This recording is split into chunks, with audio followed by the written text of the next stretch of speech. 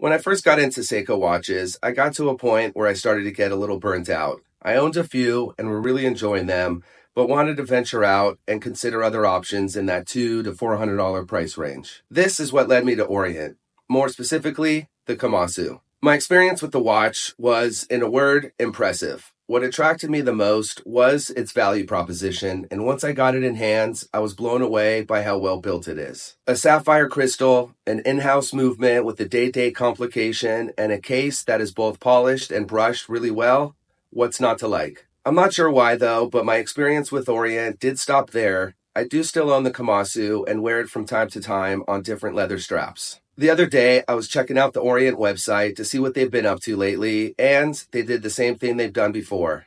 I was really impressed. They have 4 new watches added to the Bambino collection in really ridiculously gorgeous dial colors, and a 20th anniversary Mako with a blue wave pattern dial that takes the watch to a new level. Taking a look at the Bambino, let's first give a big round of applause to Orient for these colors. The watch has never looked this good, and the creamy yellow, baby blue, dove gray, and copper dials are breathtaking. The Bambino is one of the top recommended affordable dress watches, and it's clear to see why. It seamlessly blends a bit of vintage aesthetics with the modern twist. There is also a wide variety of models, so there's a Bambino for everyone. The watch has the classic round steel case, accentuated by its slender sloping bezel and domed crystal. The dial is also domed, giving the Bambino 38mm a lot of vintage charm. The baton-style markers and matching daphne hands adds to the elegant look. From lug to lug, it is only 44mm and has a very manageable thickness of 12.5mm. A 38mm Bambino wears very comfortably on a lot of wrists, even my 7-inch wrist.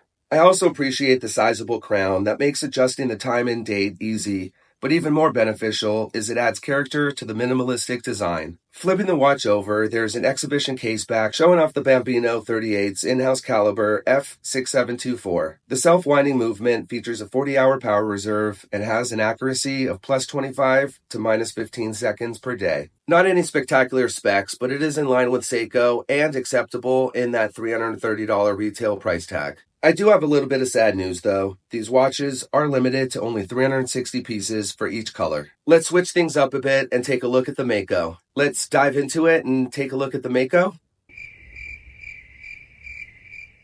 In addition to the dolphin-decorated solid caseback and water resistance, the reference also keeps the familiar unidirectional rotating bezel with 6 grooves, but this time featuring a 2-tones aluminum insert. Worth noting, the blue and black colors separate at the 20-minute mark for the occasion, the 20th anniversary, lining up with the anniversary edition inscription on the minute track circling the dial. The watch's unique look is inspired by the ocean surrounding Japan, with a stamped wave pattern and a blue gradation subtly transitioning to its darkest at 6 o'clock. The hands are colored gold to represent the sun's rays reflecting on the ocean and highlight the celebratory spirit of the anniversary model. That's quite poetic, Orient.